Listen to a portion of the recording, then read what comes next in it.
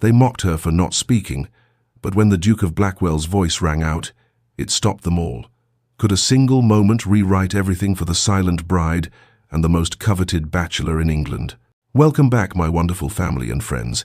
If you're enjoying this story, don't forget to hit subscribe and drop a comment letting me know where you're tuning in from. And trust me, you won't want to miss tomorrow's story. So stay tuned. England, 1815. The grand ball at Lord Stanmore's estate was in full swing. The chandeliers that hung from the high ceiling cast a soft, golden glow over the room, illuminating the opulence of the gathering. The air was thick with the sound of laughter, the rustle of silk gowns, and the clinking of crystal glasses. Couples moved gracefully across the polished marble floors, their footsteps synchronized to the music played by the string quartet in the corner. Among the glittering guests, Alice Stanley, the 3-year-old daughter of the Duke of Stanmore, stood silently in the far corner of the ballroom.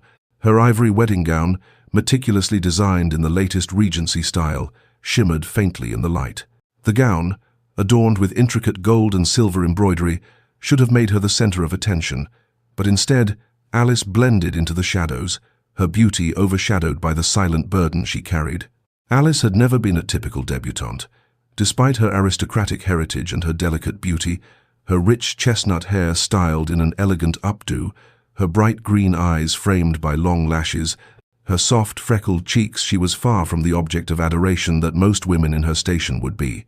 Society had never fully embraced Alice, for the simple reason that she was deaf. Her inability to hear and speak had made her the subject of pity, and worse, derision. As the daughter of the Duke, she was expected to marry well, to fulfill her role in society as a lady and an eventual mother. Yet, despite her family's high standing, Alice had never been considered a viable match. She had seen the hopeful glances of suitors that would always turn away, and heard the whispered remarks about her imperfection that followed her like a shadow. A woman who cannot speak is hardly fit for the Duke, they would say. Or worse, what man would choose her? Alice had become accustomed to being invisible, relegated to the background of every ball and social gathering she attended. She moved through life as an observer, her presence often unnoticed unless it was to be mocked. The quiet corners of rooms had become her refuge, where she could watch the world spin by, her fingers grasping the edges of her reality. The gentle hum of conversation, the music of the evening, the rustling of skirts. These were all sounds that Alice could never fully experience, yet she longed to. She longed for a connection, for someone to truly see her beyond her silence. Tonight, however, as Alice stood in the shadows of the ballroom, there was a flicker of hope, however fleeting, that someone might. Her gaze drifted across the room, settling on the couples who danced with perfect synchronicity, each twirl of their bodies a testament to the joy of the moment. She watched them with a quiet longing, wishing she could participate in the dance of life, just as they did. But Alice knew her place. She had long ago accepted that she would never dance. Her world was not one of sound, of music, or of conversations filled with witty banter. Instead, it was a world defined by stillness, by silence, where every word she longed to speak went unheard, every thought she longed to share remained trapped within. Tonight was no different. Alice had dressed carefully, choosing a gown that, by all outward appearances, was fit for a grand occasion. Yet, as she stood in the corner, watching the events unfold around her, she felt the weight of her isolation more heavily than ever. Society viewed her as less worthy, less desirable, less capable. At 23, she was already considered a spinster, a woman past her prime, and for all her family's wealth, her title meant nothing in the eyes of the ton. She was simply the silent daughter of the Duke, a figure of pity rather than one of interest. Her brother, Lord Stanmore, was engaged in animated conversation with one of the older gentlemen from the peerage, and her father was nowhere to be seen. Alice was left to navigate the evening alone, as usual. The whispers about her deafness were not new, but tonight they seemed louder, sharper. "Have you noticed?" came the whispered voice of Lady Caroline Whitmore, a socialite of high standing, though known for her tendency to gossip. Alice could see her through the crowd, hidden behind her fan as she leaned toward a companion. "Miss Stanley has made her appearance again this season. A shame, really. One would think after 2 decades of failure, she might accept her fate with dignity." The words pierced Alice like arrows, but she did not flinch. She stood still, her spine straight, her expression calm. It was a practiced defense, one she had honed over the years. Though the sting of the remark settled in her chest, she chose not to react. She had long ago learned the art of pretending she didn't hear. It was easier that way. A sudden shift in the room caught her attention, and she noticed the *** Duke of Blackwell *** George Harold *** entering through the grand doors. The Duke's presence was enough to make the crowd pause, their attention drawn to him like moths to a flame. At 31, George was one of the most eligible bachelors in England, his title, wealth, and charisma, making him the subject of every matchmaking mother's dreams. He moved with a grace and confidence that commanded respect, his striking appearance only adding to the aura of mystery that surrounded him. His dark brown hair, styled in the latest fashion, framed his strong jawline, and his deep-set eyes, whether blue or brown, depending on the light, held a keen intelligence that seemed to see through people. But what set George apart was not only his appearance or wealth, it was his notorious reputation for rejecting every eligible lady that had been presented to him. He had refused countless proposals, causing society to speculate on his reasons. Many believed he was simply waiting for the perfect match, though none could quite agree on what that might be. As George scanned the room, his eyes briefly met Alice's. It was only for a moment, an instant that seemed to stretch, to linger longer than it should have. Alice's heart skipped a beat, and she quickly looked away, her face flushed. But something in the way George's gaze held hers made her pause. Was it possible that he had seen her, truly seen her, beyond her silence?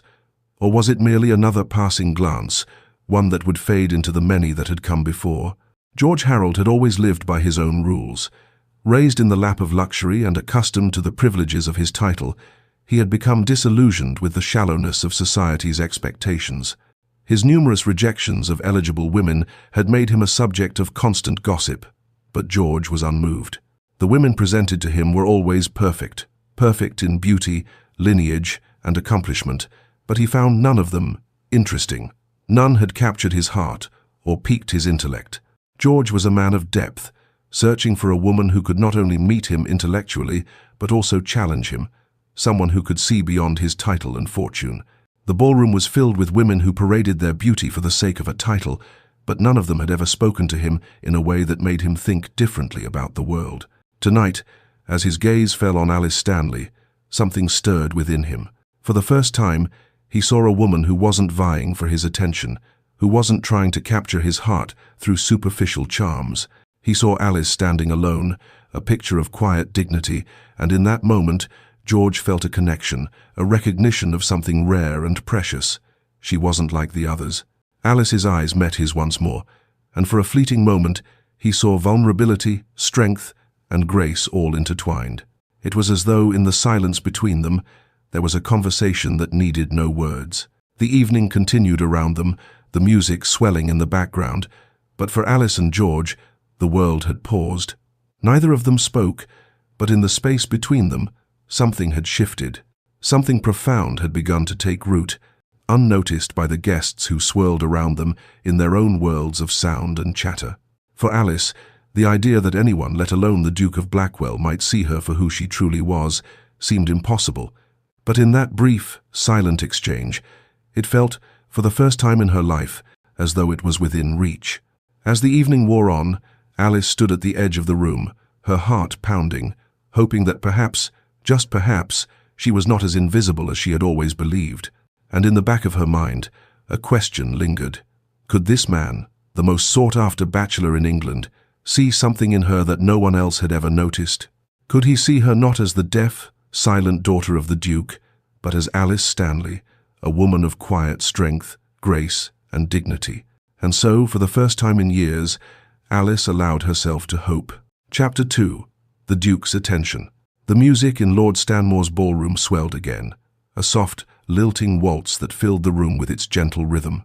The guests glided across the floor, their silk and satin gowns flowing in perfect harmony with the melody. Alice stood motionless in her corner, her hands clasped together in front of her, watching the couples move effortlessly as though they had been born to dance. Her gaze was drawn to the center of the floor, where the most eligible men and women of London twirled with practiced grace. Alice had often dreamed of participating in such dances, of feeling the music run through her veins as she spun across the room with her partner. But the reality was that for Alice, these grand balls were merely something to observe from the sidelines. She had long given up any hope of finding someone who might see past her silence, someone who would dare to invite her into this world where sound reigned supreme. Her green eyes shifted restlessly as the night wore on, her thoughts moving from one longing to the next. Asterisk, asterisk, George Harold, the Duke of Blackwell, asterisk, asterisk, was not far from her thoughts. Since their brief exchange earlier, when his gaze had met hers across the ballroom, she had thought of little else. The Duke was a man of great standing, and Alice could not help but wonder if he had seen something in her, perhaps the same dignity and grace that had captivated him in the first place. Or perhaps it was nothing more than a fleeting glance. But now, as she stood silently against the wall, she felt a shift in the air, a sudden change in the energy of the room. A whisper of movement caught her eye, and she looked up just as the Duke of Blackwell himself made his way toward her. Alice's breath caught in her chest as she saw George make his way through the crowd. His tall, commanding figure cut through the sea of guests, his dark hair falling neatly to the side, his posture regal yet relaxed. There was an ease in his movements, a confidence that made him appear almost untouchable. The room seemed to part for him, as though they all knew the Duke was accustomed to taking center stage wherever he went. But as he drew nearer to Alice, something in his expression softened. His eyes met hers once more, and for a brief moment, the noise and movement of the ballroom seemed to fade away. He stopped before her, his gaze steady and warm, an unreadable expression in his dark eyes. "Miss Stanley," he said, his voice deep and smooth, though Alice could not hear it. She could read his lips with practiced ease. "Might I have the honor of this dance?" A stunned silence fell over the room. Alice's heart skipped a beat, and for a moment she felt the weight of every eye in the room upon her. The Duke of Blackwell, England's most eligible bachelor, the man who had turned down every eligible woman who had come before him, was asking her, the silent daughter of the Duke of Stanmore, to dance. The world around her seemed to pause as she stood there, frozen, her thoughts swirling like the waltz that filled the room. The weight of society's judgment crashed down on her all at once. Alice's face flushed with the sudden awareness of every whispered word, every cruel remark, every sneer she had ever encountered. Could she truly accept? Could she put herself out there to be ridiculed once more by the ton? For a moment, Alice felt as if the room were closing in on her, the laughter of her peers echoing in her ears. She wanted to say no, to retreat into the safety of her solitude, where no one could judge her. But then, something inside her stirred a quiet, trembling hope, a yearning she had long suppressed. Alice stood still for a long moment, unsure of what to do. She glanced at George, his hand extended toward her, in an offer that seemed so simple, so sincere. His calm, steady gaze never wavered, and there was no hint of mockery in his expression, no trace of disdain. For the first time in years, Alice felt as though someone might actually be seeing her, not as the woman who could not speak, but as someone worthy of attention. But the weight of the ballroom's collective gaze was almost unbearable. She could already hear the whispers, the shock, the disbelief. The Duke of all men choosing her, a deaf woman. The Ton would certainly not let her forget it. It would be the subject of every drawing-room conversation, every whispered gossip at the next soirée. Was it worth the humiliation? The conflict within her was a tempest. She had long grown accustomed to being ignored, to living in the shadows. To say yes would be to step into the light, to allow herself to be seen in a way she had never allowed herself before. She could already feel the stares, the judgment bearing down on her. But then something shifted. George's gaze never left hers, and though she couldn't hear his voice, his body language spoke volumes. There was no mockery in him, no condescension, no impatience. He was simply waiting for her response, patiently and without hesitation. In that moment, Alice realized something she had nothing to lose. She had spent too long standing on the sidelines of life, watching others experience what she had only dreamed of. Perhaps it was time to finally take a step forward, to seize the chance, no matter the cost. With a deep breath, Alice made her decision. She placed her trembling hand into George's, feeling the warmth of his touch. For a fleeting moment, the weight of the world lifted, and she allowed herself to be led onto the dance floor. The moment she stepped into the circle of guests, she could feel the tension in the air, like the tightening of a noose. The music played, the violins soaring through the room, but Alice could barely hear it. Her feet moved with George's, guided by his steady hand at her waist. Her pulse raced, but it wasn't from fear, it was from something else, something she hadn't allowed herself to feel in a long time: excitement. But as the couple took their first steps, the laughter from the onlookers began. Alice could feel the weight of their gazes, the disbelief, the ridicule. She could imagine the whispered remarks, the quick glances, the shaking heads, and yet George's presence at her side was a steadying force, a quiet anchor that kept her grounded. "You realize," Alice murmured, her voice barely audible above the music, "that you have just scandalized the entire assembly." "So," George, unfazed, smiled slightly. "Have I? I thought I was simply dancing with the most interesting woman in the room."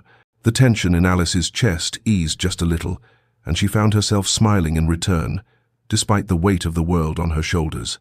For the first time, she felt as though she was not being judged by her silence, but by her presence alone. And with George at her side, she felt that maybe, just maybe, she could hold her head high, even in the face of ridicule. As the dance continued, Alice's thoughts raced. She was so used to being invisible, to being overlooked. Her silence, something she had once considered a flaw, had often made her feel like a shadow in a world of sound. It was easier to retreat, to stay out of the spotlight, to protect herself from the harsh judgments of those around her. But now, as she moved in time with George, something was different. She was still Alice Stanley, the silent daughter of the Duke, but for the first time, she felt seen, truly seen, by someone who did not care about her silence. It was not just the dance, it was the way George had asked her, the way he had looked at her as though she mattered. She wasn't just a woman who could not speak. She was someone worthy of being asked to dance by the Duke himself. But as much as Alice tried to bask in the moment, the whispers of the ton were never far from her mind. They would never let her forget her perceived shortcomings. She would always be the woman who could not speak, the woman whose silence defined her. Still, as she danced with George, something began to shift within her. His touch was gentle, his hand firm and reassuring at her waist, and for the first time in years, Alice began to believe that perhaps her silence was not a weakness. Perhaps, in the right hands, it could be her strength. As they twirled together, their steps in perfect sync, Alice allowed herself a single, fleeting thought. Maybe this was the start of something new, something she had never dared hope for. Maybe, in George's eyes, she was more than her silence. Maybe, just maybe, she was enough. The waltz continued, the music flowing like a river through the room, but for Alice and George, the world had shrunk to a small corner of the ballroom, where the only thing that mattered was the quiet connection between them. And as the dance came to an end, Alice found herself wishing it could last forever. Chapter 3. The Roses. The morning after the ball, Alice awoke with a feeling of unease settling deep within her chest. The sounds of London's bustling streets outside her window were muffled by the heavy curtains in her room, and the soft light of dawn filtered through the fabric, casting gentle shadows across the floor. The events of the night before, her unexpected dance with George Harold, the Duke of Blackwell, felt like a dream, one that seemed too surreal to fully grasp. Had it really happened? Had he really asked her to dance in front of all those people? Alice could still feel the warmth of his hand at her waist, the way his eyes had looked at her not with pity, as she had often been met with, but with something deeper, something she couldn't quite place. But now, in the quiet of the morning, the weight of the world felt heavy again. The whispers, the judgment, the doubt, they were all back, hanging in the air like a storm waiting to break. She had always known that society would never fully accept her. She was the silent daughter of the Duke, an outsider in a world that revered beauty, sound, and speech.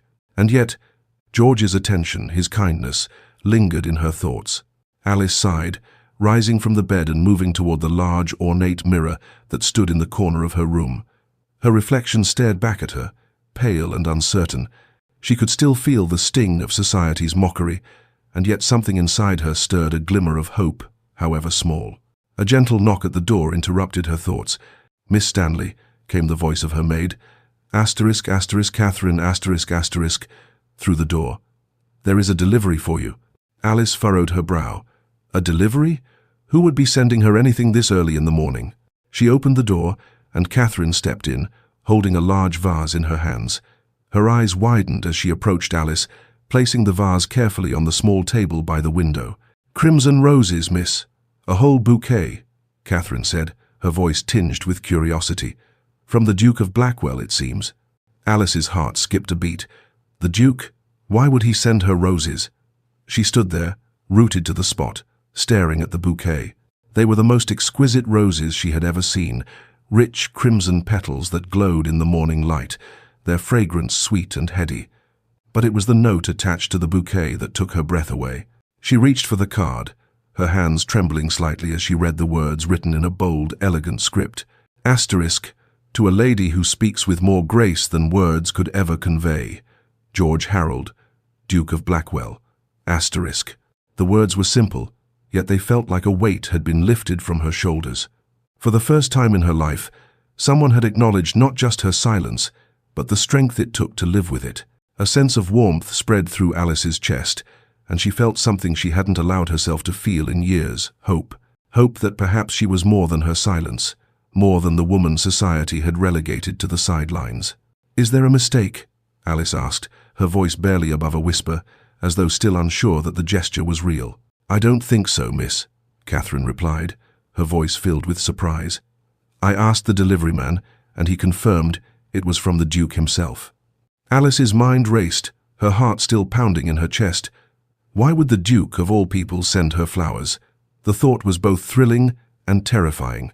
Alice had heard the whispers at the ball, the incredulous remarks, the shocked faces. She knew she was the subject of their gossip, their amusement. But this was different. This was not the Duke's usual detachment, nor was it a simple courtesy. This was something more. The roses didn't just surprise Alice, they shocked her family as well. Her father, the Duke of Stanmore, was seated at the breakfast table when the bouquet was brought to him, still fresh with the scent of the flowers. His expression was one of mild curiosity as he glanced at the vase, then back at Alice. "Alice," he said, setting down his coffee, "what is this? Did you receive a gift?" Alice felt the weight of his gaze on her, but she said nothing, only handed him the card. Her father read it silently, then glanced at her, his brow furrowed. "I presume this is from the Duke of Blackwell?" he asked, his voice carefully neutral. "Yes, father," Alice replied, her voice shaking slightly. The silence that followed was thick, heavy. Her father's sharp eyes studied her, though his face remained unreadable. Finally, he cleared his throat. "Well, this is unexpected." Her mother, Lady Stanmore, who had been busy arranging the morning tea, looked over with a raised eyebrow. "Crimson roses, no less," she said, her voice laced with suspicion. "The Duke does not send flowers to just anyone." Alice lowered her gaze, suddenly feeling as though she were under a microscope. "It was a kind gesture," she replied softly, trying to explain the inexplicable. "A kind gesture?" Her mother's tone was sharp. "Alice, the Duke is one of the most sought-after bachelors in the kingdom. His attention to you, his public display of interest will cause a stir. Do you understand the implications of this?" I didn't ask for it," Alice murmured, her gaze falling to the floor. "I'm sure you didn't," Lady Stanmore replied, her voice dripping with condescension. "But it seems, my dear, that you are not the only one who has noticed your silence." Alice's face burned with embarrassment. She could feel her mother's judgment, the subtle mockery in her words. She had long been the subject of her family's disappointment, their frustration that she could not fulfill the role they had so carefully crafted for her in society. A daughter who could neither speak nor marry into an advantageous match was seen as a failure, no matter how dignified her silence. "What did he mean by grace?"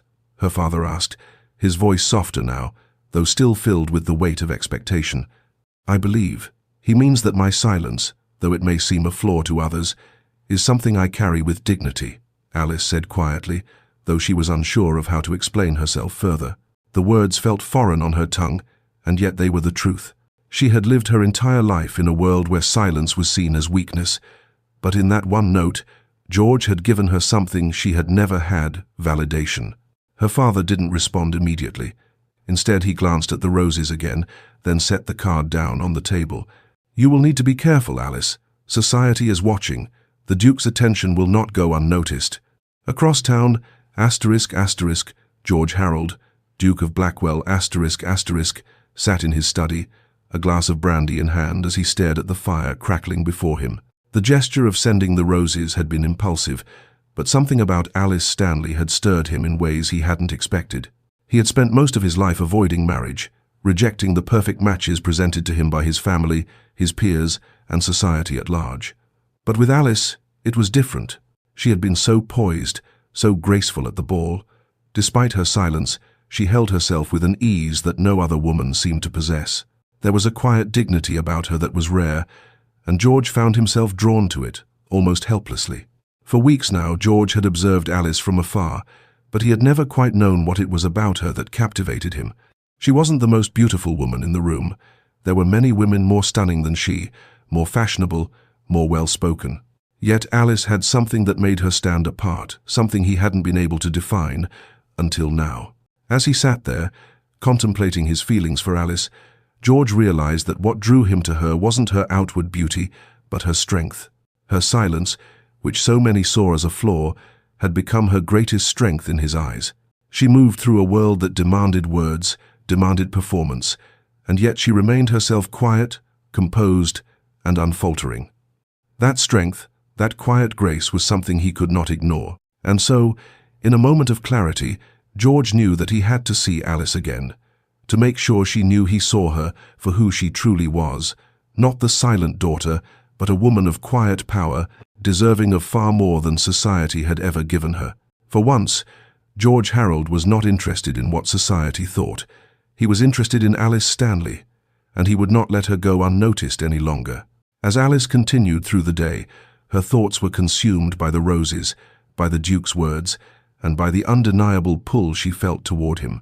For the first time in her life, someone had looked past her silence and seen her for the person she truly was.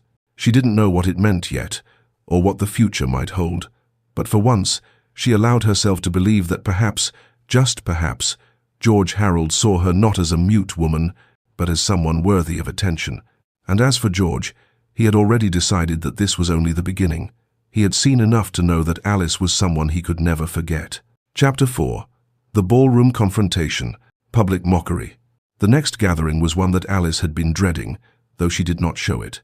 Another ball, another round of forced smiles, polite conversation, and glances that said everything without saying a word. As the daughter of the Duke of Stanmore, Alice had no choice but to attend, to fulfill her role in society, despite the crushing weight of her invisibility. The whispering, the sneers, the whispered remarks, she had grown accustomed to them all. It was as if she were a ghost, present in the room but never truly seen. Tonight, the ballroom was grander than usual, its towering columns draped with lush greenery, candles glowing warmly from every corner. Yet, despite the beauty of the setting, Alice's heart felt heavy in her chest. She moved through the crowd with a grace born of years of practice, her silence a constant companion. As the waltz played, the world spun around her, and she stood, as always, on the periphery. She had learned long ago that if she did not draw attention to herself, others would not do so either. The dance of society continued without her, and she had long resigned herself to this fate. It was not just the lack of a dance partner that weighed on Alice's spirit. It was the cruel mockery she could feel from all around her, the whispers about her silence, the pity, the hidden laughter that came with every glance. It was as if her deafness was the only thing people saw when they looked at her. Tonight was no different. As Alice stood near the refreshment table, pretending to examine the assortment of delicacies, she overheard Lady Caroline Whitmore that ever-curious socialite, speaking in hushed tones to her companion. "Poor Alice Stanley," Lady Caroline said, her voice barely above a whisper. "Did you hear that she can't even speak? How dreadfully tragic for the daughter of a duke, and at her age too. What man would want a wife who cannot even utter a word?" Alice's breath hitched. The words were like daggers, each one aimed precisely at her heart. She clenched her fingers tightly around the delicate lace of her gown, her chest tightening with the familiar sting of humiliation. The whisper grew louder, and Alice knew Lady Caroline's words had not been meant to remain private. "Do you think she understands how absurd she looks?" her companion replied, equally quiet, though the words still managed to wound Alice. A woman who cannot speak, a duke's daughter, reduced to being a mere observer in a world of speech and dance. How dreadfully sad. Alice's cheeks burned with embarrassment, but she held herself firm, pushing down the rising tide of tears that threatened to betray her composure. She knew they spoke of her, and they always would. Her silence had become her greatest flaw in the eyes of society, an imperfection that no amount of grace or dignity could ever erase. The music seemed to mock her as the waltz continued to play, a reminder of what she could never participate in. She felt the eyes of the ballroom on her, and it was as if the weight of their judgment crushed her chest. How much longer could she endure this? How much longer could she stand in silence, watching the world move on without her? And then, through the crowd, she saw him. George Harold, the Duke of Blackwell, entered the ballroom with his usual air of grace and authority, his presence commanding attention from every corner of the room. His black and gold tailcoat shimmered in the candlelight, his dark hair neatly combed, and his expression unreadable. Alice's heart skipped a beat, and she could feel her breath catch in her throat. George had been a distant figure in her life until recently, a man who had seemed far beyond her reach. But now, his eyes, those piercing dark eyes, met hers across the room, and for a brief moment, the weight of society's whispers seemed to fade. There was something in his gaze, something that made Alice feel for the first time in her life that perhaps she wasn't invisible. But before she could fully process the thought, the moment was shattered by the continued gossip from the crowd around her. Alice's gaze dropped to the floor as she struggled to keep her composure. She felt as though she were drowning in the sounds of mockery and judgment. She tried to step away, to retreat into the quiet corners of the ballroom where she could escape their scrutiny, but fate had other plans. As she made her way toward the edge of the room, she suddenly heard a deep voice, strong and commanding. "Miss Stanley," George Harold's voice rang out, cutting through the noise of the ballroom. Alice froze, her body stiffening at the sound of his voice. She slowly turned to face him, her heart pounding in her chest. He stood before her, his eyes fixed on her with an intensity that made her breath catch. "Would you do me the honor of a dance?" George asked, his gaze unwavering. A stunned silence fell over the room. The murmurs died down, replaced by sharp intakes of breath and curious glances. Alice's heart raced. This was no ordinary request. This was the Duke, the most sought-after bachelor in England, asking her, a woman who could not speak, to dance. Alice opened her mouth to decline, to make some excuse, but the words caught in her throat. She wanted to say no. She wanted to retreat into the shadows, away from the gaze of the ton. But something in George's steady gaze, something in the calmness of his demeanor, made her hesitate. With a deep breath, Alice placed her trembling hand in his. She felt a shiver run through her, and though she couldn't hear the music, she knew what was about to happen. The room held its collective breath, and the Duke of Blackwell, known for his refusal to dance with anyone, was now leading Alice Stanley, silent, unspoken, and misunderstood, onto the dance floor. As they took their first steps together, Alice could feel the weight of every eye in the room upon her. The whispers began again, louder this time, and Alice braced herself for the onslaught of ridicule. How could she, a woman who could not speak, dance with the most eligible man in all of England? How could he, the Duke, be seen with her, the silent daughter of a duke? But then, as the dance continued, something changed. Alice had always expected to be the object of mockery, the one who was judged and dismissed. But as George led her across the floor with ease, his hand at her waist steady and sure, something remarkable happened. The laughter, the whispers, the cruel remarks, they all began to fade into the background. George's calm presence was a balm to her soul. He did not see her silence as something to be mocked or pitied. He saw her, truly saw her, as a woman who could dance without speaking a word, who could move through the world with grace and dignity, despite the limitations placed on her by society. And in that moment, Alice realized something profound. She wasn't defined by her silence. She wasn't defined by what others thought of her. She was defined by who she was inside, by the strength that had carried her through years of judgment and isolation. As they danced, she felt a surge of emotion rise within her, a mixture of gratitude and wonder.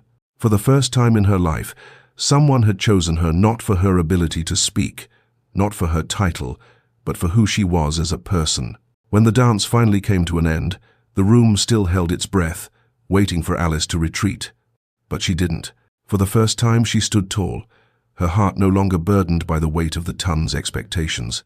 George had defended her with his actions, and in doing so, he had given her something far more valuable than a dance. He had given her the freedom to finally believe in her own worth.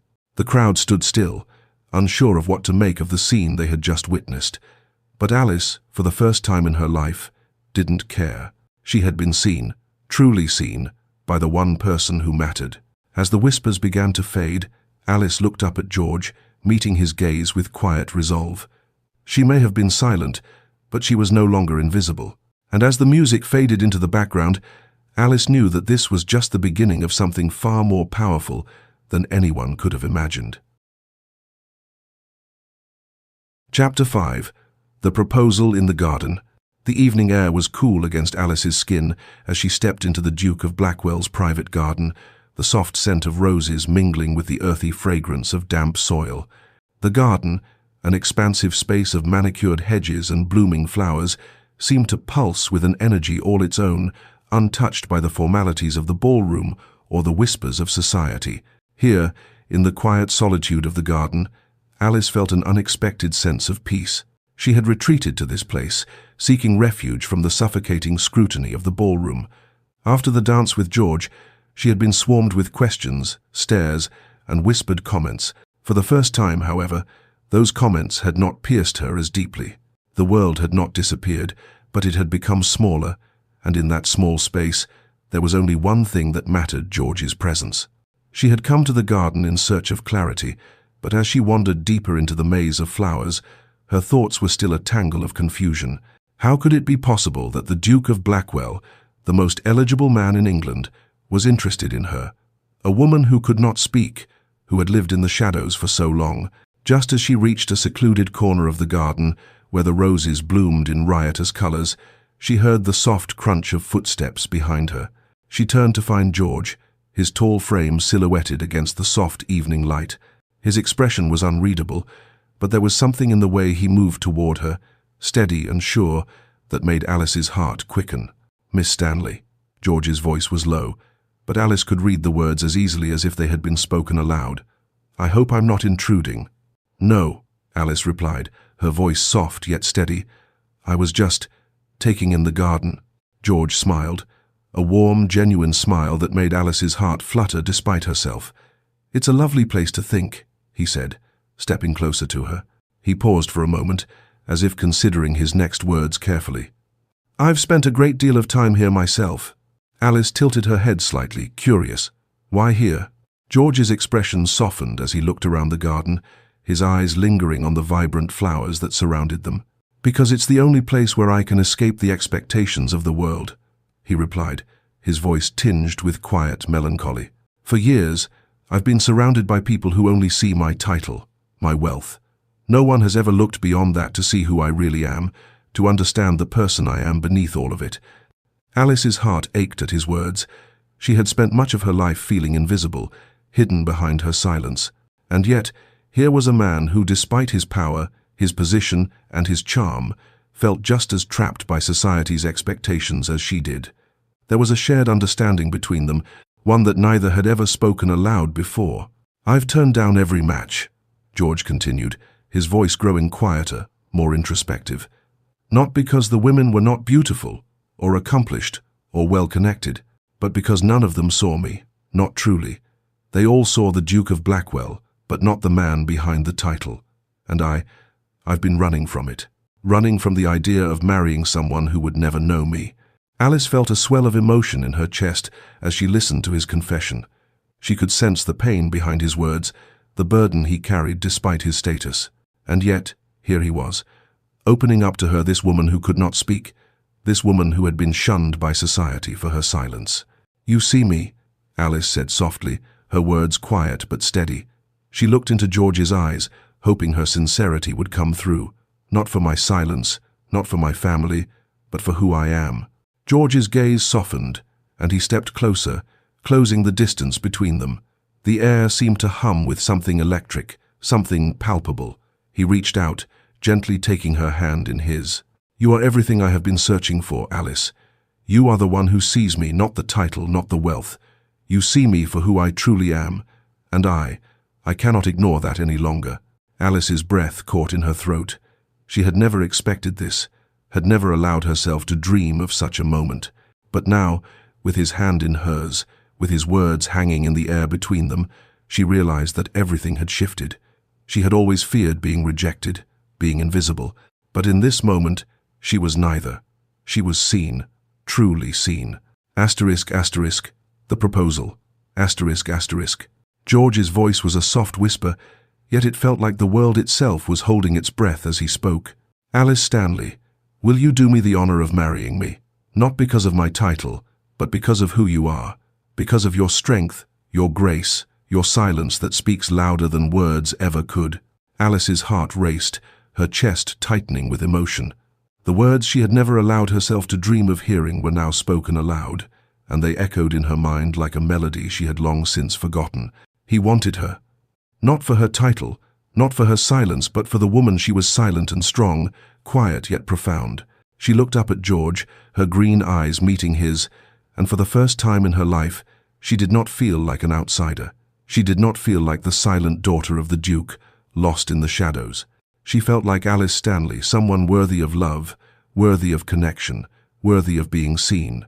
A single tear slipped down her cheek, and she quickly wiped it away, embarrassed by the sudden rush of emotion. But George gently cupped her face, his thumb brushing away the tear with a tenderness that took her breath away. "Say yes, Alice," he whispered, his voice hoarse with emotion. "Say yes, and make me the happiest man in the world." Alice swallowed hard, her thoughts racing. She had always feared that love would never find her, that her silence would forever stand between her and the world. But in George's arms, she realized that love didn't need words. It didn't need the validation of society. It only needed truth. "Yes," she breathed, her voice soft but firm. "Yes, George, I will marry you." The moment the words left her lips, George's face broke into a smile so wide, so full of joy, that it seemed to light up the entire garden. He pulled her into his arms, holding her close as though he had waited for this moment his entire life. And for Alice, the world felt different. The silence that had once separated her from everything now seemed to be filled with the promise of a new beginning, a beginning she had never thought possible. As George held her, his warmth surrounding her, Alice felt something stir within her. It was a feeling she had never known before, one that made her heart swell with hope. This was not just the beginning of a new chapter in her life, it was the beginning of something she had always longed for. For years, Alice had lived in the shadows of her own silence, convinced that she was unworthy of love, unworthy of being seen. But now, in George's arms, she realized that her silence did not define her. It was her strength, her grace, her ability to hold herself with dignity despite the harshness of the world. And in George, she had found someone who saw her for who she truly was, someone who loved her not in spite of her silence, but because of it. "I've never known what it is to truly be seen," Alice whispered, her voice shaky with emotion. "But now, I understand. I understand what it means to be loved, to be accepted." George kissed her forehead, his lips lingering against her skin as he spoke softly. "You are everything I have ever wanted, Alice. You are my heart, my soul, my future, and I promise you, I will never make you feel invisible again." As the two of them stood there in the quiet of the garden, surrounded by the scent of roses and the gentle rustling of leaves, Alice realized that this was not just a proposal. It was a promise of a love that would defy society's expectations, a love that would survive in silence and strength. And in that moment, Alice knew that her life was about to change forever. She was no longer the silent daughter of the Duke of Stanmore. She was Alice Stanley, the woman who had been seen, the woman who had been loved, and the woman who had found a new beginning with the man who cherished her for everything she was. The future, once a distant dream, was now within reach, and Alice could not wait to embrace it. Chapter 6. The Wedding and Public Reaction. The days leading up to Alice's wedding to George Harold and the Duke of Blackwell were filled with both excitement and quiet trepidation. While the prospect of marrying George, a man she had come to love and trust deeply, filled her with warmth and joy, there was still a shadow that lingered, one cast by society's judgment. The world, with all its expectations and rules, would never quite let her go, and as the wedding day drew nearer, Alice could not shake the feeling of being an outsider in her own life. Alice paced the floors of her chambers, her eyes occasionally drifting to the windows that overlooked the carefully manicured gardens of her father's estate. The room was beautiful, filled with soft silks, fine wood, and delicate lace, but Alice could hardly focus on the details of her surroundings. The gown she had chosen for the ceremony, a regal creation of ivory, satin, and lace, lay across the bed, awaiting the moment when it would transform her into a bride. But in the stillness of the room, Alice's thoughts betrayed her. She had always been the silent daughter of the Duke, marked by her deafness, always set apart from the world. And though George had shown her love, sincerity, and kindness beyond measure, Alice feared that no amount of affection could shield her from the harsh whispers of the ton. The thought of their eyes on her, their judgment, lingering as they watched her marry the most eligible bachelor in England, a woman of silence, still unsettled her. For years, she had been invisible in society's eyes, relegated to the corners of rooms, never considered a worthy partner for any man, let alone one with such a prominent title as George. Now, she was to be the center of attention at a wedding that would be talked about for years. The audacity of the union, a duke marrying the silent daughter of a duke, a woman who could not speak, whose place in society had always been questioned, would be impossible for society to ignore. She sat down at the vanity, her fingers lightly brushing the delicate combs and pins that would adorn her hair. Her reflection in the mirror was a mixture of excitement and doubt, her bright green eyes searching her own face as if for the answers to questions she could not yet voice. The truth was, Alice had spent so long hiding from the world, so long convincing herself that she was unworthy of love or recognition, that this moment felt almost unreal. How could it be that someone like George Harold a man who could have anyone, had chosen her? A soft knock at the door interrupted her thoughts, and Alice's maid, Catherine stepped inside. She smiled at Alice's troubled expression, her eyes soft with understanding. "Miss Stanley," Catherine said gently, "your Grace is waiting. The carriage will be here shortly." The mention of George made Alice's heart race. His unwavering support, his belief in her when no one else had, was the reason she could stand here today, about to become his wife. George had never once made her feel less than she was. In his eyes, she had always been enough. He had shown her the truth. Her silence was not a weakness, but a strength that he admired. Alice stood, her heart settling as she took a deep breath, straightening the lace veil that hung from the mirror. With one last glance at her reflection, she felt ready. She might have been unsure of what society would think, but she knew this. She had found someone who saw her for who she was, someone who valued her far beyond the limitations the world had placed upon her. That thought, more than anything, gave her the strength to face the day. The ceremony was held at St. George's Chapel, a breathtakingly beautiful church, where the walls seemed to echo with the voices of past generations. The grand doors stood open, allowing the soft light of the morning sun to spill in, bathing the pews and stained glass windows in a warm, golden hue. The church was filled with flowers, the scent of roses and lilies heavy in the air. The air itself seemed to hold its breath, the stillness before the union, adding to the grandeur of the moment. Alice had never been one for grand displays, but as she stood at the altar, her arm looped with her father's, she felt a sense of calm wash over her. She knew that this was the moment that would change everything.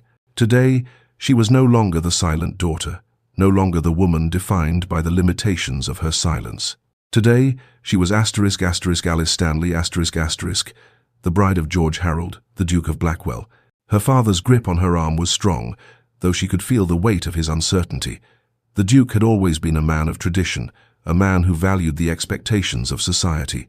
Alice knew he was apprehensive about the union, unsure of how their peers would receive it. Though he had never voiced it directly, she could feel his concern in the way he held her arm with almost protective fervor. As they reached the altar, Alice's gaze drifted toward George standing tall and regal in his dark tailcoat, his expression unreadable. His eyes met hers, and in that instant she saw something in him, a quiet understanding, a certainty that made her breath catch. This was not just a union of title, of family names and societal expectations. This was a union of hearts, of two people who had seen each other in the quietest of ways and had chosen one another despite all odds. The ceremony began, and Alice's heart swelled with emotion as the priest spoke the vows that would bind her to George for the rest of her life. The soft murmur of voices around her seemed distant, like a dream that was out of reach. It was just her and George, and the world outside of that moment faded away. "Do you, George Harold, take Alice Stanley to be your lawful wedded wife?" the priest asked.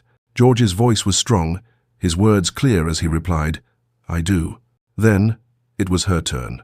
"Do you, Alice Stanley, take George Harold to be your lawful wedded husband?" the priest inquired. Alice's heart thundered in her chest. For a moment, she was still, her mind racing with the weight of the moment. She had always feared that she would never be enough for anyone, that her silence would keep her from experiencing the love she had always longed for. But now, standing here before George, she realized that her silence was not a barrier to love. It was the very thing that had brought them together. With a deep breath, Alice nodded, her lips forming the words she could not speak. "I do." The ceremony continued, and when George placed the ring on her finger, Alice felt as though the entire world had shifted beneath her feet. This was her new beginning. This was her truth, and in George's eyes, she had found the home she had always sought. The reception that followed the ceremony was grand, held in the Duke of Stanmore's estate, and guests poured in from all over London to witness the union. The ballroom was filled with opulent decorations, laughter, and clinking glasses. Alice, in her delicate gown of ivory, satin, and lace, stood beside George, her heart still racing from the whirlwind of the ceremony. But as much as Alice had hoped to escape society's gaze, she could feel it weighing on her. The guests, some familiar, others strangers, looked upon her with mixed reactions. Some were clearly shocked, their whispers too loud, their stares too sharp. Others seemed impressed by George's bravery in choosing her, the woman who had long been cast aside by society. The boldness of their union, a duke marrying a deaf woman, was enough to stir a quiet curiosity in some, though many remained unsure of how to regard her. Lady Caroline Whitmore who had made no attempt to hide her disdain for Alice before, was now watching her with open curiosity. Her eyes flicked from Alice to George, and though her lips were sealed, her expression said everything. It was a mix of disbelief and envy. Envy that someone who was once considered unworthy had captured the attention of the man everyone coveted. But Alice, for the first time in her life, did not care. She was no longer the silent woman in the corner, the object of pity or mockery. Today, she was George's wife, and in his eyes, she was more than enough. She would no longer allow society's expectations to define her. If George could see her for who she truly was, then that was all that mattered. As the evening wore on, the guests began to settle into the rhythm of the reception. There were toasts, laughter, and music. But amidst it all, Alice found herself in a quiet corner with George, his hand resting gently on her arm. "You've made me the happiest man in the world," he whispered to her, his voice soft and sincere. Alice smiled, her heart full. "And you've made me feel seen," she replied, her eyes shining with gratitude. "For the first time, I feel whole." And in that moment, as they stood together, the weight of society's judgment faded completely. The world could whisper, could gossip, could try to tear them apart, but Alice knew the truth. She had found love, not because of her title, not because of her silence, but because of who she was and who George saw her to be. This was only the beginning of their journey together, and Alice was ready to embrace it, come what may. The sun had barely risen, casting a soft amber glow across the quiet landscape as the carriage carrying George Harold Duke of Blackwell, and his new bride, Alice Stanley, the Duchess of Blackwell, rolled steadily toward the secluded country estate where they would begin their life together. The honeymoon that followed their wedding had been a carefully planned retreat, a chance to escape the judgmental eyes of society and bask in the newfound intimacy that had blossomed between them. As the days passed at their private retreat, Alice slowly began to realize how much she had longed for the simplicity of moments like this, the quiet, private moments spent with George, away from the expectations and whispers of the ton. They had always been surrounded by others, both before and after their wedding, but now, here, alone together, Alice felt as though she was beginning to truly understand the depth of their connection. The vast estate, tucked away among rolling hills and thick groves of ancient oak trees, provided the perfect backdrop for the start of their married life. The house, a stately manor built in the Georgian style, was surrounded by manicured gardens, and the air was filled with the sounds of birdsong and the rustling of leaves in the wind. It was here that George and Alice could be free, unburdened by the weight of societal expectations. In the mornings, they would often take long walks through the gardens, strolling along the cobbled paths that wound through the rose bushes, lavender, and wildflowers. George would tell Alice about his travels across Europe, his studies of art, and the many books he had read over the years. His deep, resonant voice filled the air, drawing Alice into a world that she had always longed to understand, but had never quite fit into. Their conversations were full of mutual respect, curiosity, and a growing admiration for one another. Alice, who had always been cautious about her silence, found herself opening up more and more, sharing her own thoughts about literature, art, and the beauty of nature. Her thoughts, once locked away in the quiet recesses of her mind, flowed freely between them, and George listened with a kind of attentiveness that made her feel understood, truly understood. No longer did she feel the need to hide behind her silence. With George, her words were not an obstacle. They were a bridge that connected them in ways she had never experienced before. One evening, after dinner, George suggested they read together.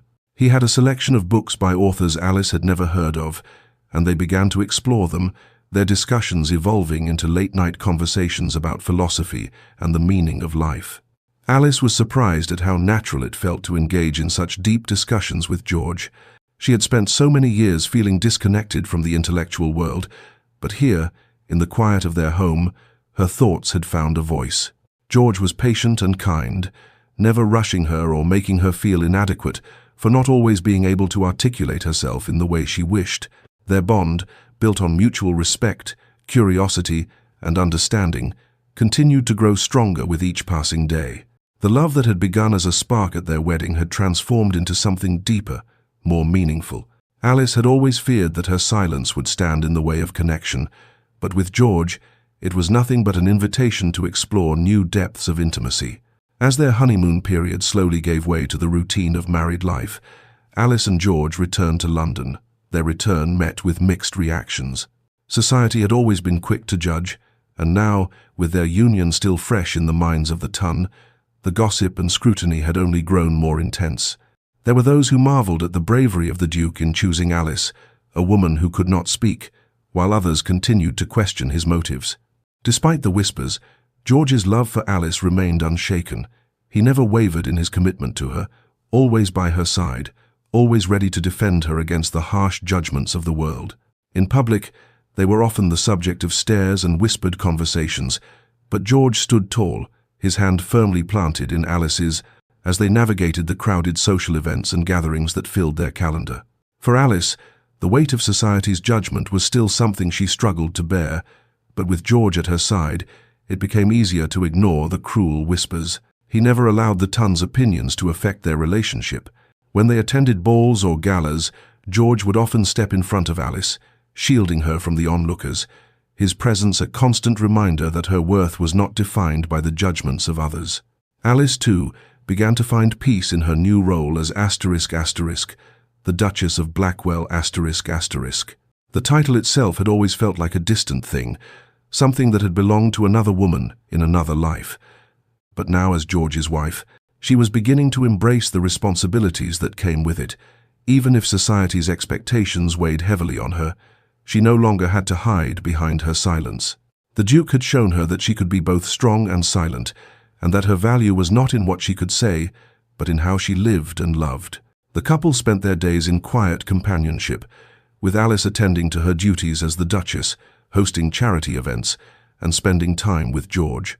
While their marriage had initially caused a stir, the ton began to see the depth of their connection, and slowly, the whispers began to quiet. Alice had always feared that her silence would keep her from experiencing the love and respect she longed for, but George had proven that love didn't need words. His unwavering support gave her the strength to face the judgment of society with dignity and grace. And as the days passed, Alice realized that she was no longer the woman who had feared rejection.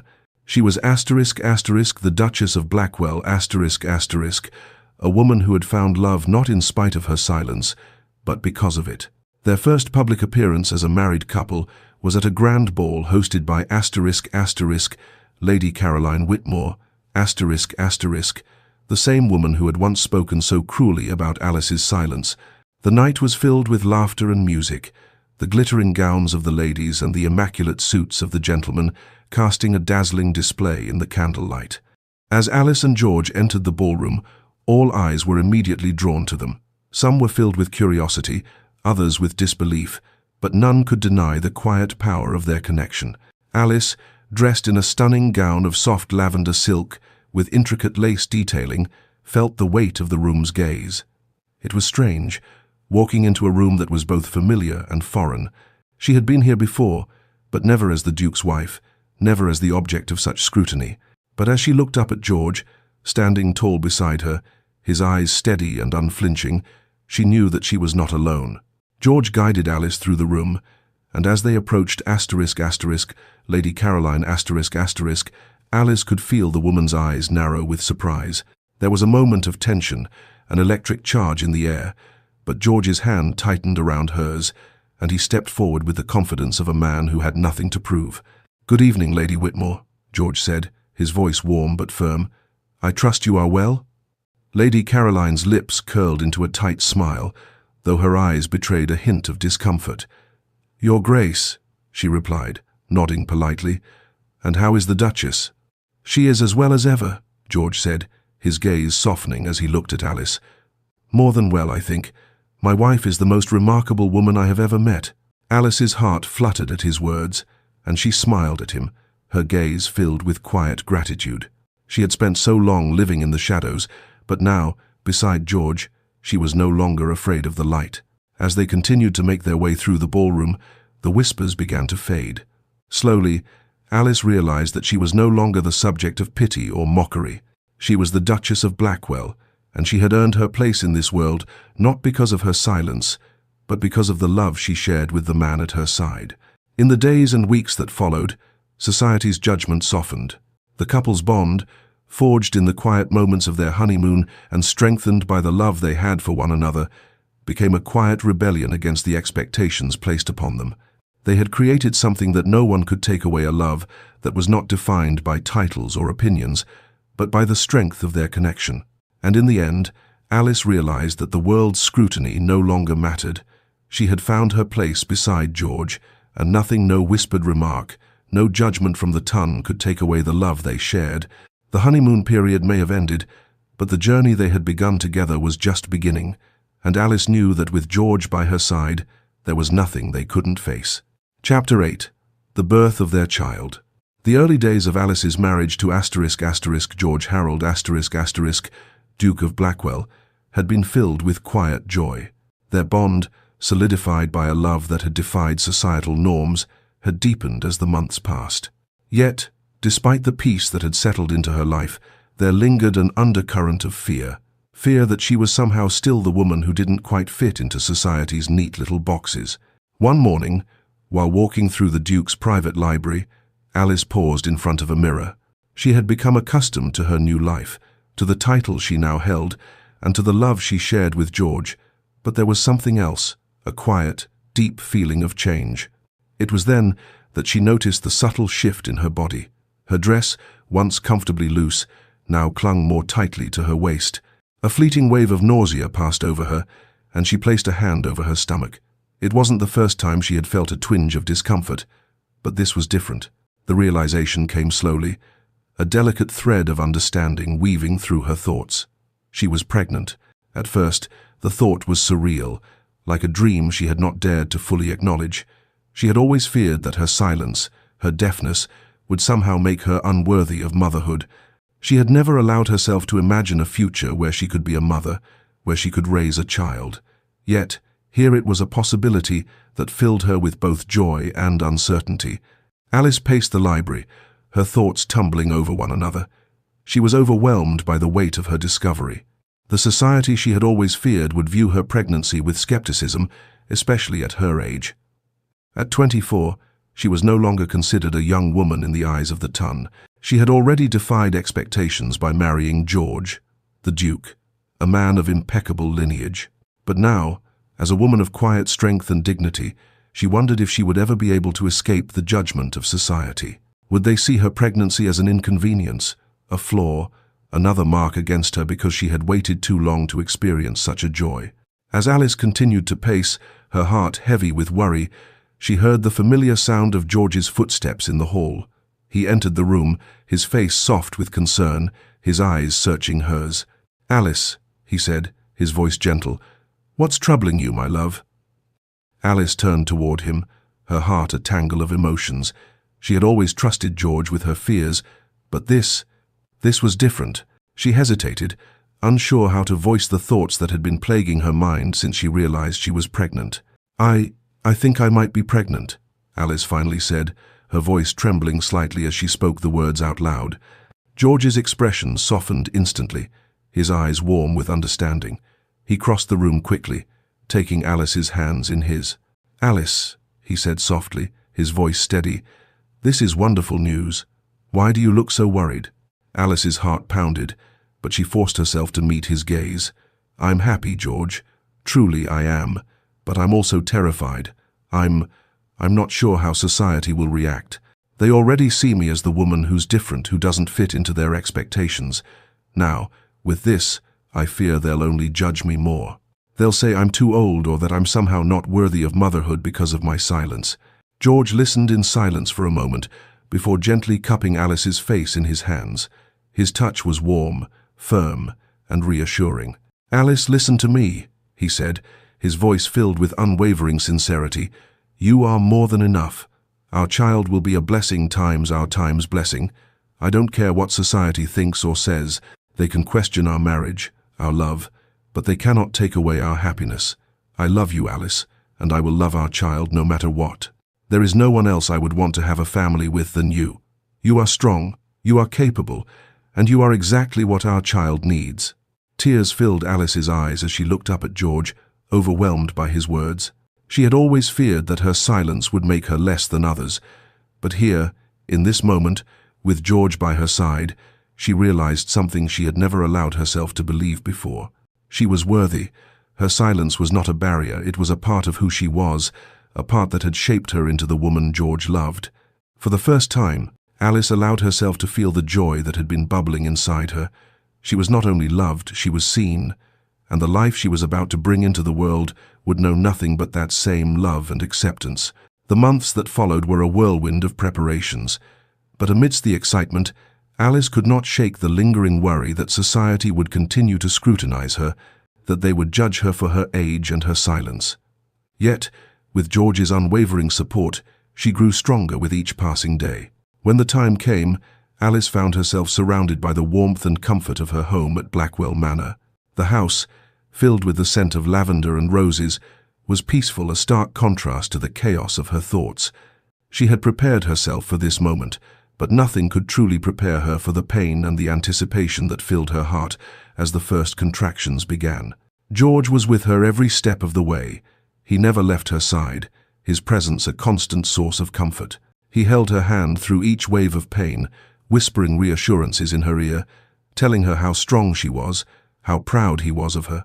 Alice clung to his words, feeling the love and devotion that had always been there, steady and constant. And then, after what felt like an eternity, their son was born. "James Edward Harold," George whispered, tears in his eyes as he cradled their son in his arms for the first time. "Our son." Alice gazed at the tiny face of their newborn son, her heart swelling with a love she had never known. The baby's eyes fluttered open, and for a brief moment, Alice saw in him the same strength she had seen in George.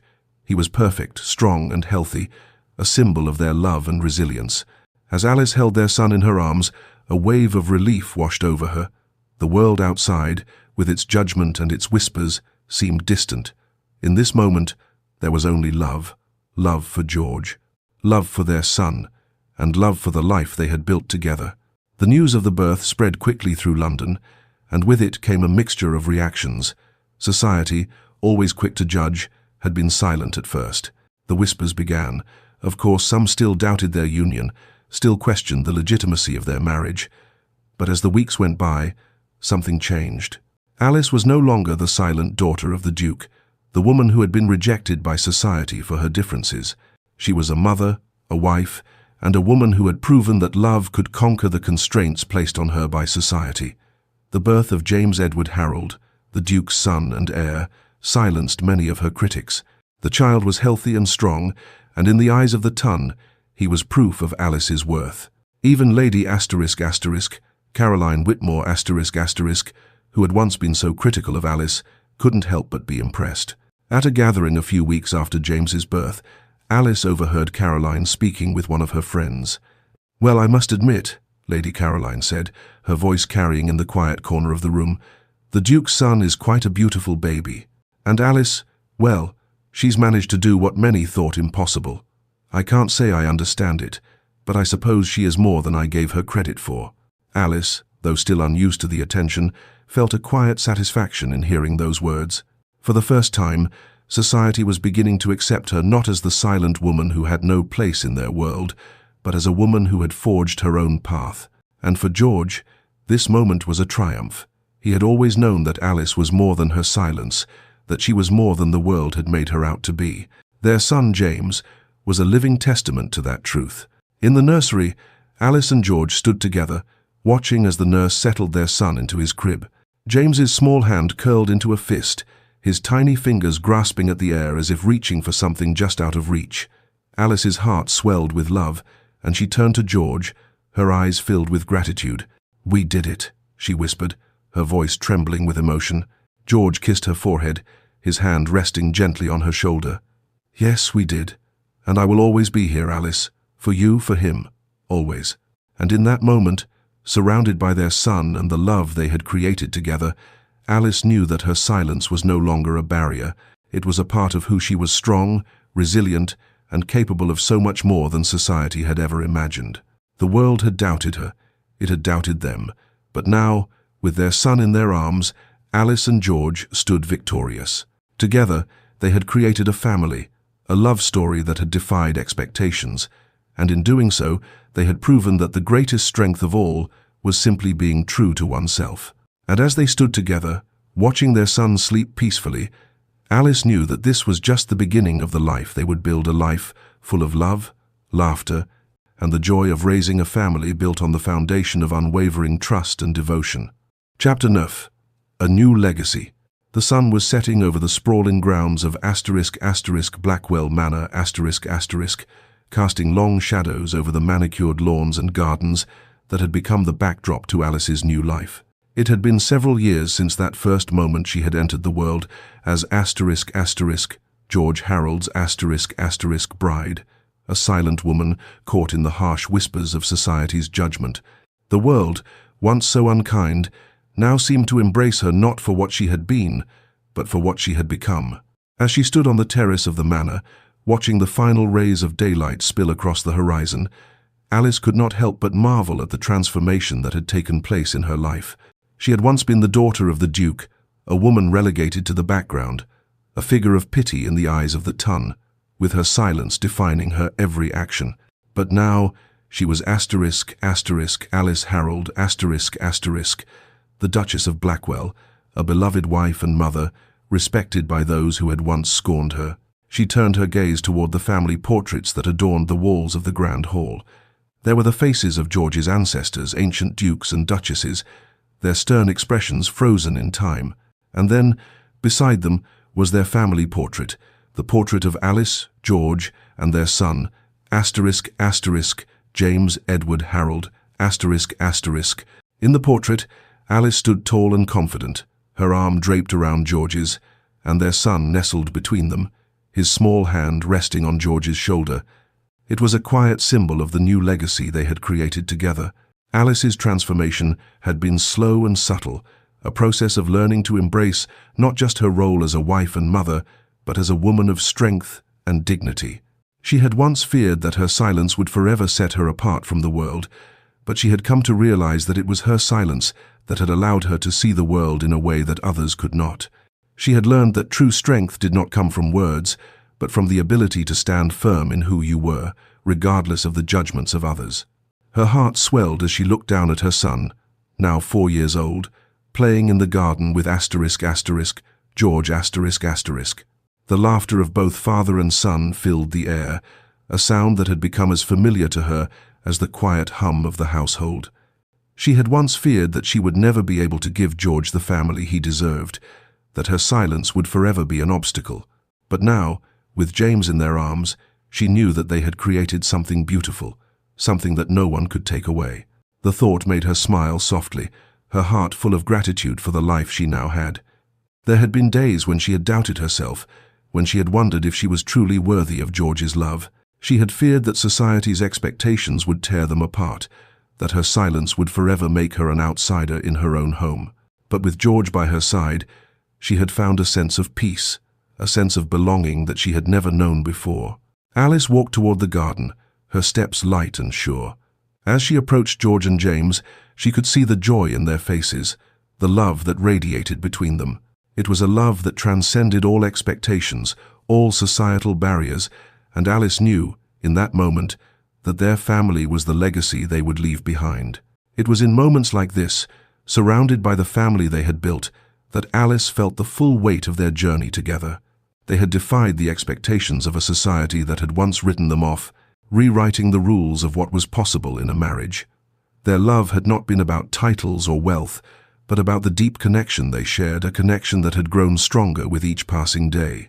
George, once the most sought-after bachelor in England, had found in Alice something no one else could offer, a woman who saw him for who he truly was, a woman whose heart was open to him in ways that no one else had been. In turn, Alice had found in George a man who loved her, not in spite of her silence, but because of it. He had shown her that love was not about words or perfection, it was about acceptance, understanding, and the quiet strength that came from standing beside one another through everything life threw their way. Now, as they stood together in the garden, George placed a hand gently on Alice's shoulder, pulling her close. "We've come a long way, haven't we?" he said softly, his voice filled with quiet pride. Alice nodded, her heart full as she looked up at him. "Yes, we have," she agreed, "and I am grateful for every moment." "Grateful?" George smiled, his eyes sparkling with affection. "I think the word is times blessed, asterisk." Alice laughed softly, the sound filling the air like music. "I suppose you're right," she said, squeezing his hand. "We've been blessed in ways I never thought possible." They stood there for a long moment, watching their son play in the garden. The world seemed still, as though it too recognized the strength of their bond. In that peaceful silence, Alice felt a sense of fulfillment, of contentment, that she had never known before. She had once feared that her silence would always keep her apart from the world, but now she realized that it was her silence that had brought her closer to the people who mattered most. As she turned back to George, she placed a hand on his chest, feeling the steady beat of his heart beneath her fingertips. "We've created something beautiful, George," she said softly. "Something that no one can take away from us." George smiled down at her, his expression filled with warmth and love. "Yes, we have," he agreed, "and it's a legacy we'll pass down to our son." Their future, once uncertain, now stretched out before them like an open road. The legacy they would leave behind was not one of titles or wealth, but one of love, a love that had defied all expectations and had proven that true connection could flourish even in the most unlikely of places. They had shown the world that love transcended all boundaries, that it could exist in the quietest of moments, and that silence, far from being a barrier, was a bridge that brought them closer. As the days passed, Alice and George continued to build their life together, a life rooted in love, respect, and mutual understanding. Alice had come into her own, shedding the doubts and fears that had once held her back. She was no longer the silent woman in the shadows. She was the Duchess of Blackwell, a woman whose strength, dignity, and love had redefined what was possible. The whispers of society, the doubts that had once surrounded their union, had faded into the background, replaced by the quiet admiration of those who had come to see the depth of their connection. The Duke and Duchess of Blackwell were no longer the subjects of gossip, but the embodiment of a love that had overcome the harshest of judgments. Alice had found her place in the world, and in the eyes of George and their son, she had found the greatest treasure of all, the knowledge that she was truly seen. She had come from the shadows, from a life of silence, and now she stood at the forefront of a legacy that was built on love, a love that would continue to grow, to thrive, and to inspire for generations to come. As the sun set on another peaceful evening at Blackwell Manor, Alice stood beside George, watching their son run through the garden, his laughter filling the air. The world around them had changed, and so had they. Together, they had built a life that was more than they had ever dreamed, of a life full of love, family, and purpose. And as the stars began to twinkle in the sky, Alice knew that this was only the beginning. Their legacy, born from a love that had defied all odds, would live on, a testament to the power of love, acceptance, and the strength that came from being true to oneself. In the quiet of the night, with George by her side, Alice felt more certain than ever that they had created something that would endure. Their love, their family, and their legacy would carry on, forever unbroken. Thank you for joining Alice and George on their extraordinary journey of love, transformation, and defying societal expectations. If you've been moved by their story, please leave a review and share your thoughts. Let us know how Alice's journey has inspired you to embrace your own strength, love, and authenticity. Don't forget to share this story with others who might need a reminder that love knows no boundaries. Stay connected for more heartwarming stories and updates on future releases. Your support helps us bring more stories to life, stories that prove true love conquers all.